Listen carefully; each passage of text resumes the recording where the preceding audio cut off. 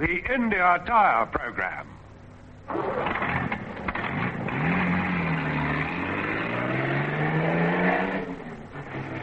India Super Tires, the tires with the red ring, take you across our vast continent as we discover that Africa is adventure.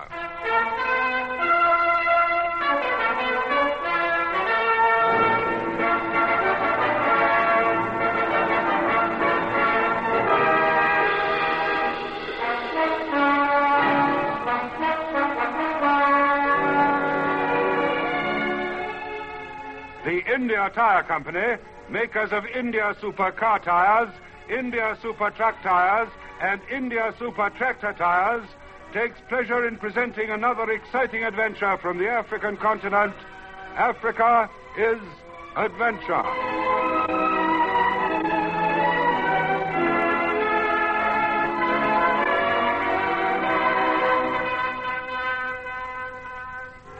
And here is your storyteller and producer, Monty Doyle. Good evening. The morning was crisp, cool, and clear. We stood on an open plain outside the Natal village of Heimville. The Blue Mountains were a long way off, and yet their presence seemed to extend to where we stood. David Alexander buttoned his duffel coat and followed my gaze. There was a feather of a cloud brushing the topmost peak of the Drakensberg. "We're going to find snow up there," he said. Before we set out on this journey to the roof of southern Africa, he made a recording for us. Good evening. This is David Alexander. When I first conceived the idea of the Mokhotlong Mountain Transport in 1946, when first riding on horseback through the Sani Pass with Mary, I was immediately struck by the breathtaking beauty and the picturesque animal pack trains. But what struck me most of all was that here, on this rough bridle path to the roof of southern Africa, was an enormous transport potential, because thousands of pack animals use this route, the only one between Natal and Basutoland. How I realized this dream, and how the pass has today become one of southern Africa's greatest attractions, and how it has assisted in the development of Basutoland, is the story Monty will tell you in this evening's production. This is the voice of a man who has conquered a mountain and opened up a country. But all this I was to learn later. I kept remembering his words. We were going to find snow up there. The feather of cloud looked as delicate as a duster. This was to be my own personal adventure. Snow on the Berg. Butler!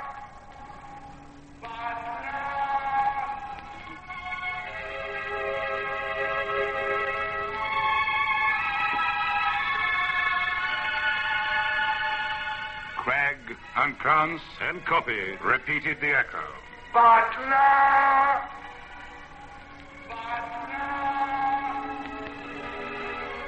Silver fern, sun-soaked flower, and shivering grass carried the cries, swooping down the valley. Butler! They come. Butler! The white man comes. Mantled in his red blanket, the caller stood on the summit and gave his cry to that fleet-footed messenger of the mountains, the wind. Others would take up the cry. It would echo through the fortress. And the mountains of the Dragon are a fortress of crannies and crags surrounding 11,000 square miles of countryside, the bastions 10,000 feet high. There is only one drawbridge leading into this secret land of the Basuto, the Sani Pass. Butler! The voice belongs to the Basuto, but the echo belongs to the mountain. Stand on that open plain and you will feel it. The mountain broods, looks on, watches and waits. The mountain is a living thing. For many centuries it has watched and waited. This fortress with a voice, thunder and hail, the noise of its cannon.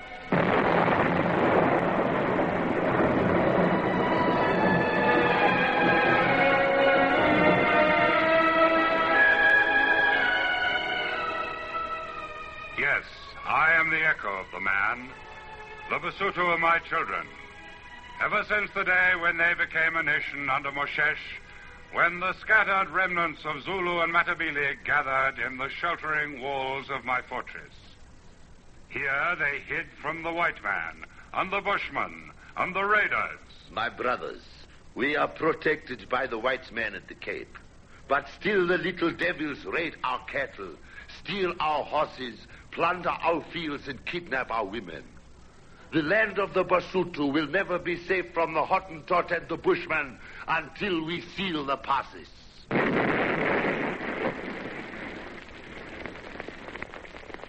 And so they made their own Shangri-La.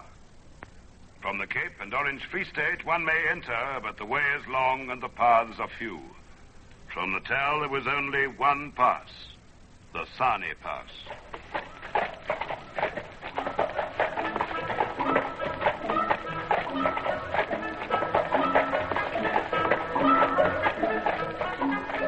Year after year, the Basotho used this pass.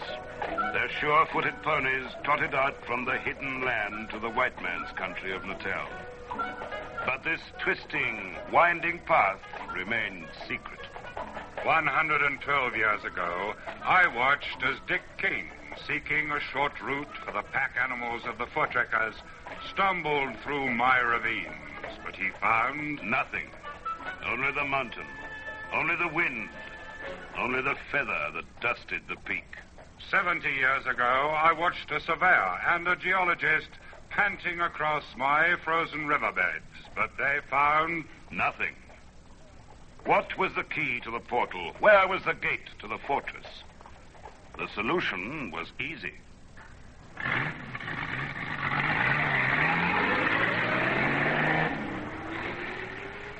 What's the matter, David? Nothing. Just thinking. Must be a very deep thought, darling. Just an idea I've had for a long time. The thing is, Mary, well, the war's over as far as I'm concerned. Well, that's nothing to be ashamed of. They do say you were the youngest soldier ever to be wounded. Some comfort. But the war is over as far as I'm concerned and as far as every other recruit is concerned.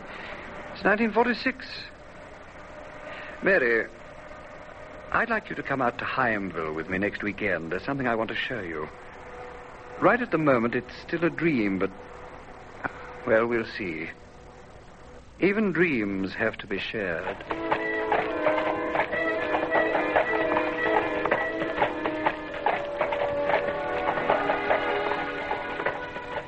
Two young people came.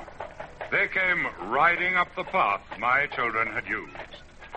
Then they dismounted and watched the pack trains climbing to the clouds. The man was thoughtful. He watched and then stretched out his hand and turned the key that opened the gate. Don't you see, Mary? Every year, thousands of Basotho ponies come down that Sani Pass. If they can do it, so can I. If they can do it with a pony, then I can do it with a truck. But, David, the path is too narrow. I've got news for you. It's already been done by a government surveyor. He took a car up to the top of the Sani Pass. If I can do the same and establish a transport system from Heimville to Mokhotlong, I'll be able to do the trip in a fraction of the time. Think of it, Mary. A mechanized pack train. Over 1 million pounds of wool is brought down the Sani Pass every year. Basotho land needs manufactured materials. I can take the raw materials out and bring vegetables, machinery, and all the other things that the natives in Basotho land lack up over the mountains and into the country. Oh, darling, it's a wonderful idea, but do you realize what it's going to mean? Do you realize what it'll mean driving a truck up that narrow pass every day? Tires will last you 1 month. A differential will last 3 months. The ponies of my people are sure-footed, and the path is narrow. When the rains come, that path becomes a slippery, skidding, sliding way to eternity. David! David, you're getting to the edge! David, reverse!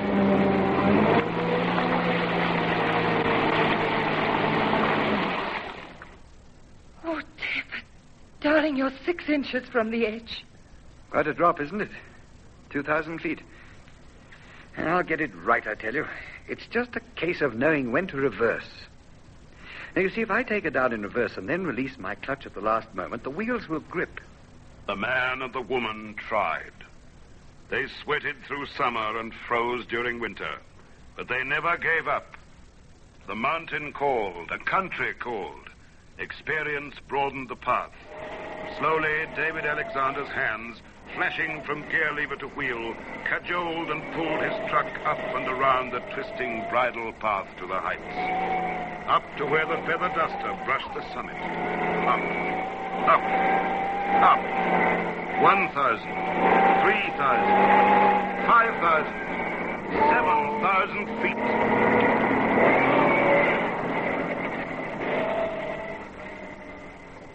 Two young people came.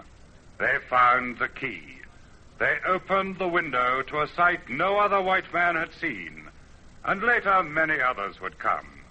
And reaching that same stage, they would look and wonder and glory at the path up which they had come. And then, taking my spirit, taking my echo, tell the world of what they had seen. Time now exactly 12:30 p.m., and the start of the trip up the pass was at 10:30 a.m. 2 hours ago. In that time, we've covered 9 miles, and we're now at a height of 7,000 feet.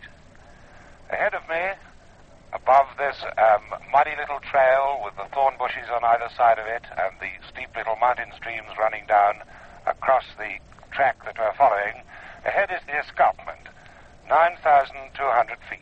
And that is the height of the Sani Pass, which we shall shortly be crossing. To the left, Hodgson's Peaks, 10,688 feet. That's 2.25 miles to go for those 2,200 feet. It gives you an almost exact ratio of 1,000 feet a mile. In other words, an approximate rise of 1 in 5. Sleet storms are coming down now, whipping down with quite a chill wind off the top of the mountains, off the top of the escarpment. To the left, they're snow-capped. Hodgson's Peaks are snow-capped, and way round in a great toothy, bitter line of crags stand out other white-capped peaks also.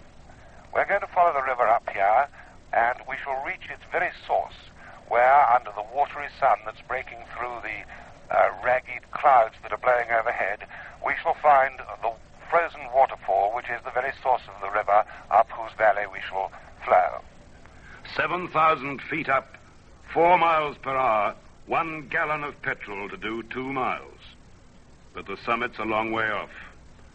10,500 feet up the Black Mountains, and there's a feather duster brushing the summit.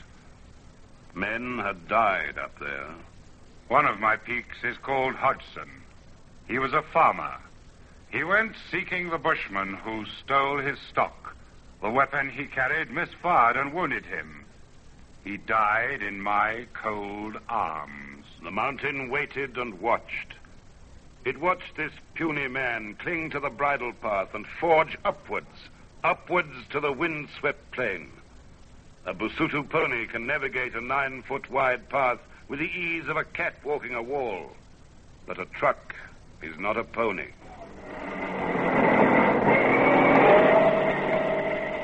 There's the police post. After that comes the steepest part. You know, some of the gradients here are 1 and 2.5. Imagine, for every 2.5 feet forward, you rise 1 foot. And yet, Mary, I believe that one day this path will be South Africa's greatest tourist attraction. It'll be safe then. We'll make it safe. Basutoland will widen this bridle path, and the rest of the world will be able to see what we're seeing today. Look at it, Mary. Have you ever seen a view like that?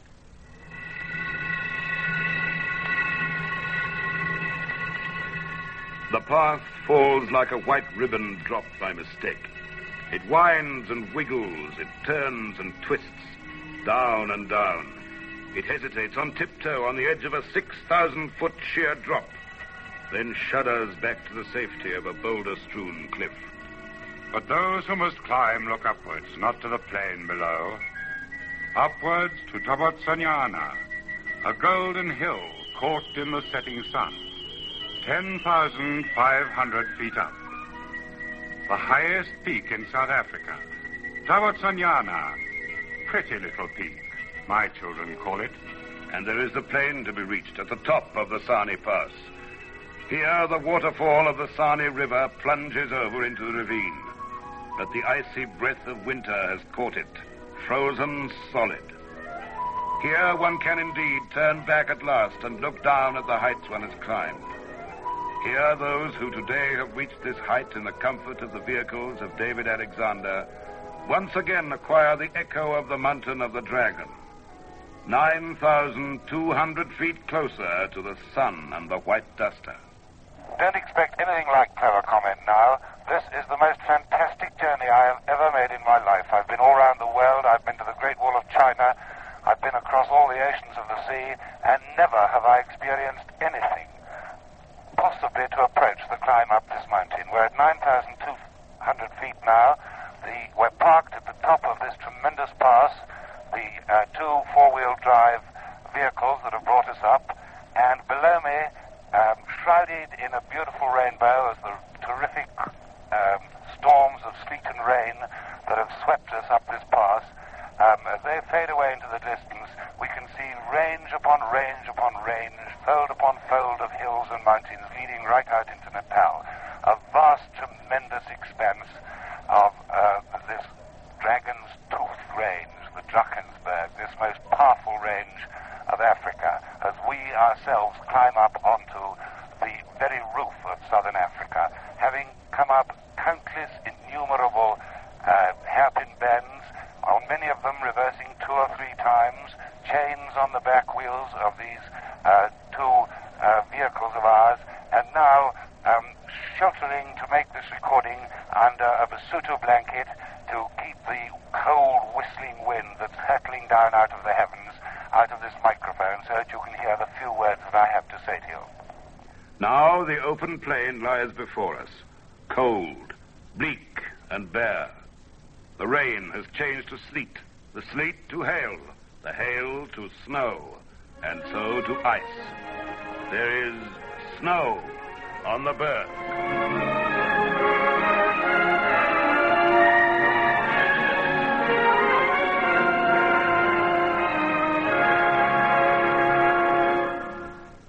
You are listening to Africa is Adventure, brought to you by the India Tire Company, makers of India Super Red Ring foam rubber mattresses and India Super Red Ring foam rubber pillows. And now we continue with this evening's adventure, Snow on the Berg.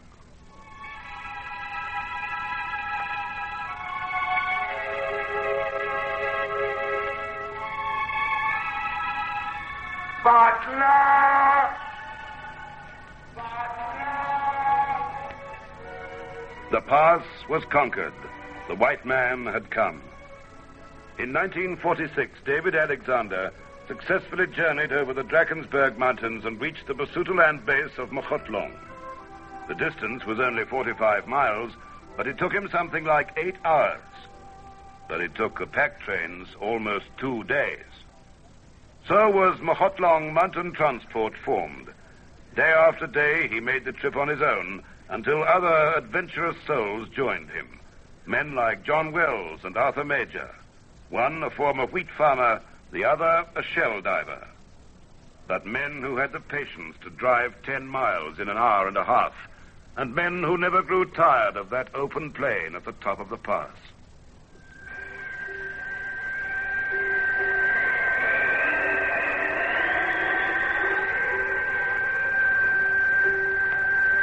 This is the top of the South African world, a slice of the Gobi Desert transported to the southern hemisphere. The wind whistles across the plain. There are no trees here, only frozen pools dotted in the weather-beaten rock. Mirrors dropped by a nature reluctant to see her reflection. The Basuto men, wrapped to the brow in their red blankets, lean into the wind and plod patiently behind the ponies and mules. Occasionally, they glance curiously upwards at the mechanized invader of their traditional terrain.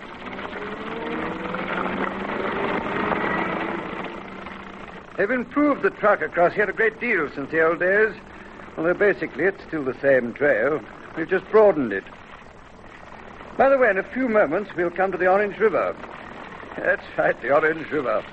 It's probably the only place in South Africa where you can ford it on foot. It's only a trickle up here if it's not frozen. I've often skated on it. Yes, the cold governs everything up here. That's one of Basutoland's greatest problems, the lack of fuel. There are no trees. Coal costs about 27 shillings a bag, and paraffin a pound a tin. But I think we've made a great difference to the standard of living.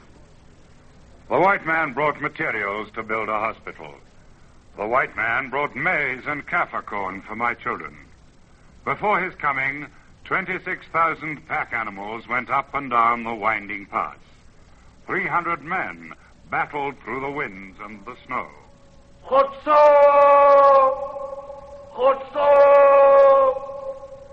Khotso! Yes, so my children gave the traditional salute as they step aside to allow the white man to pass. Khotso! Peace. Peace to you who come when we are in need. Yes, there is peace in this mighty fortress. But the mountain can plead no part for white man or Basuto when nature chooses to make her attack. Come and look at my wonders, she says, but adventure is the payment. A payment those who love nature will willingly pay. The white feather dusting the peaks of the Black Mountains has turned to gray. The one truck has been left behind at the top of the pass. The vehicle containing David Alexander, Monty Doyle, and Patrick O'Malley has pushed on across the barren plain. The Black Mountains loom up. Snowflakes whip down from the peak. The snow begins piling up in front of the wheels. Soon the track disappears, but they go on. 9,700 feet, 800, 900, 10,000 feet. They are 500 feet from the summit. Across the ridge lies Makotlong and warm.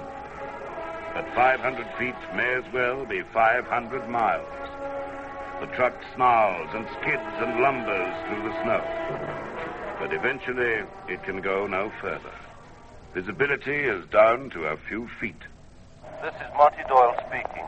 The time is now 5 to 3, and we have reached the amazing stage in the journey to the roof of the Basutoland world. We're surrounded by a world of snow, a world of white. We can't go any further because despite the fact that the truck we're traveling in is equipped with four-wheel drive and with chains, the snow is blocked up to such an extent that we've had to turn back. For the first time, I believe, since the inception of this amazing type of transport over these Berg mountains. Patrick O'Malley sitting next to me, cold, shivering. He's been pushing with me in order to reverse the truck in the narrow tracks.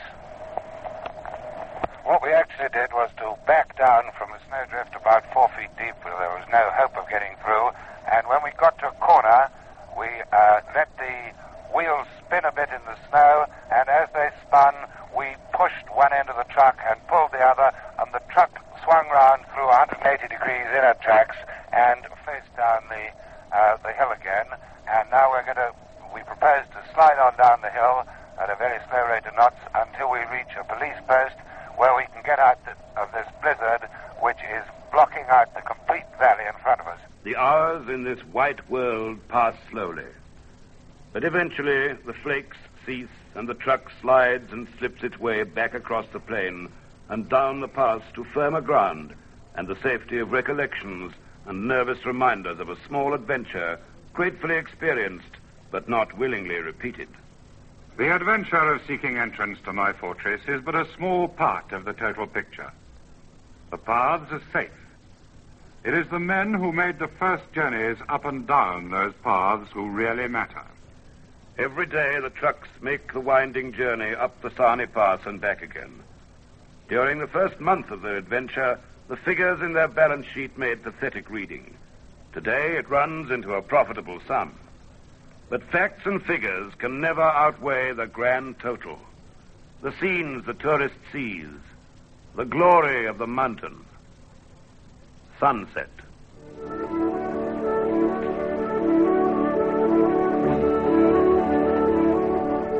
Twilight invests my walls with a quivering light softer and warmer than the painting done by dawn. My peaks go crimson. Battlements and towers blush in countless reds and pinks, all touched with purple and blue mist exhaled from out of the depths of the Sani Pass. Some walls are burnished gold. In the pre-evening hush, armies of shadows mass to creep stealthily after retreating day. My massive old formations are transformed. Briefly, they stand in silhouette against the sky. Then darkness walks, black velvet shod, to drape the scene with night again. And heaven's tiny lamps hang glittering over the brooding vastness.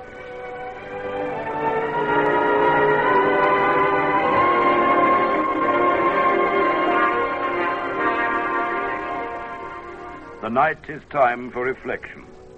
Time for a young pioneer, tired and soaked, to tell his helpmate of the difficulties of the day. The pass is always with you, always waiting for another dawn. What are you looking at? Across the plain at the mountain. It's always with you, isn't it? Yes. Yes, it's always with me. Perhaps one day we'll retire and let others carry on the work. Remember when we first arrived in Heimville, they thought us mad. Now they're no different. Well, it was a bad scheme. I can't say I blame them. But it worked. Yes, it worked. But as I said, one day I'll have to hand over the wheel to someone else. And yet I know I'll never be able to stay away long. I'll always come back. I'll always see the mountain across the plain. I'll always wonder what the next day will be like. Will it be fine, or will there be snow on the Berg? I'll be jealous of every sunset I miss. I'll envy every dawn that breaks on the mountain and finds me somewhere else. Sunrise.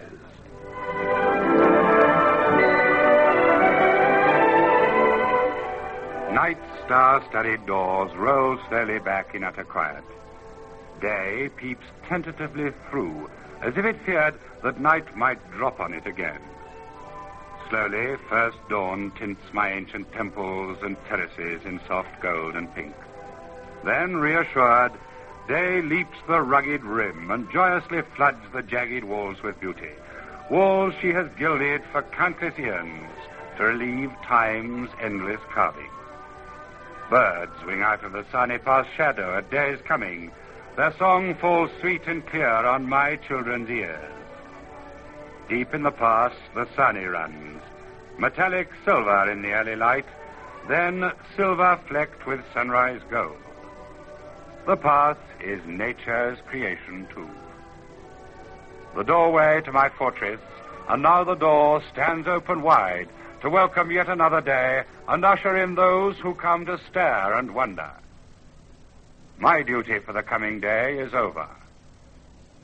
Red-mantled, a sentinel on a peak, the doorman gives his cry again. Butler!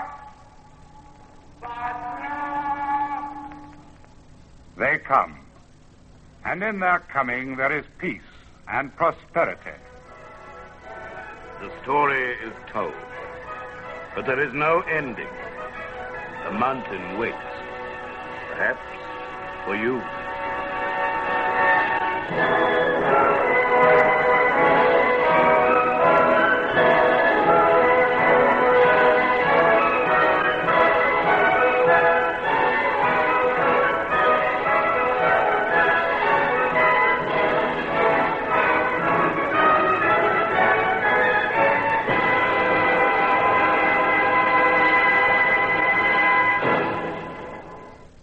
You have been listening to Snow on the Berg, written and produced for the India Tire and Rubber Company by Monty Doyle. As David Alexander, you heard Stuart Brown. Mary, his wife, Valerie Phillip. The Spirit of the Mountain, Patrick O'Malley. The narrator, Harold Lake. The native, Gabriel Bayman. A film in color has been made of the Sani Pass and will be shown throughout South Africa. And now, on behalf of the India Tire Company, this is Patrick O'Malley wishing you safe driving. Don't forget to listen next Sunday evening at 8:30 when India Super Tires, the tires with the red ring, will take you once again across our vast continent as we discover that Africa is adventure.